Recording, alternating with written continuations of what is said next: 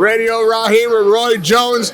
Well, all that we talked about before the fight, I will admit, I didn't see what I expected to see during the fight.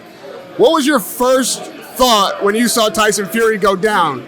Well, I was a little surprised, but I mean, it could happen. In heavyweights, anything can happen.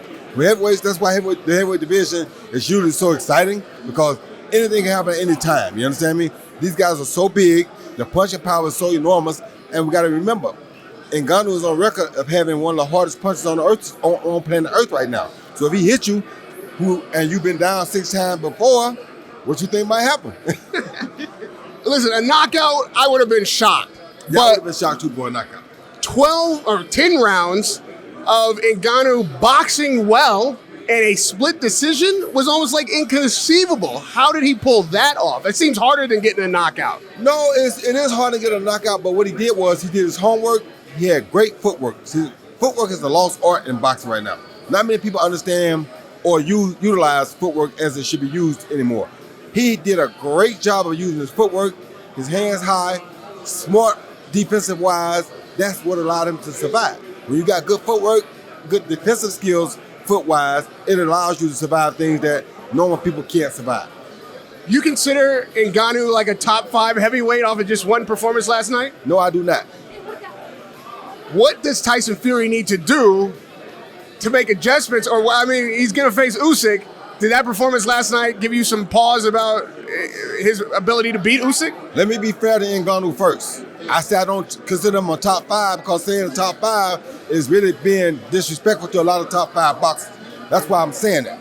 But his performance last night, mental and physically, was definitely a top 5 performance, because he went in a guy who has no real boxing experience at all and took the heavyweight champion of the world to a 10-round split decision that could have gone either way. You understand me? So let's not take it. I'm not saying he can't be that. I'm saying he's not there yet because he don't have the experience, but he could end up being a top 5 heavyweight. Yes, so let's get that done first. Second, Tyson Fury. Tyson Fury prepared as though he was fighting an MMA fighter who has no boxing experience.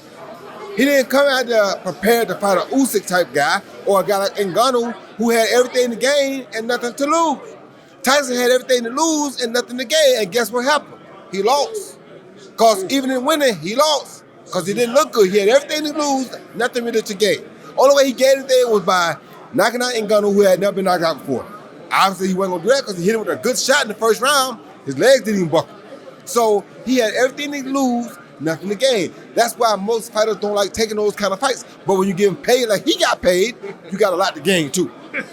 Where is his mentality at? I mean, as a heavyweight champion, having the world see that performance, where do you think Fury's head is at?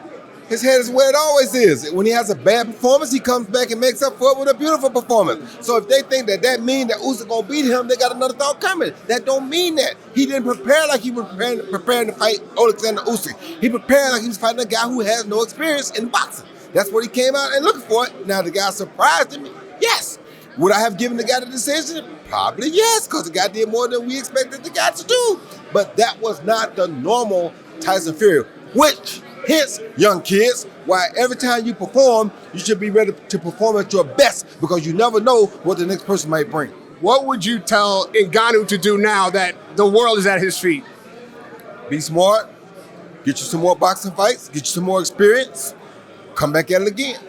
Radio Rahim with Roy Jones. Next time I see you, I'm going to be smart. I'm going to give you some more boxing experience. I'm going to come back at this interview again because you always teach us something. And I'm going to be smart. I'm going to keep giving it to you like I give it to you. Hey, they say what they want to say. Don't nobody give it to you the way By the Head Island give it to you.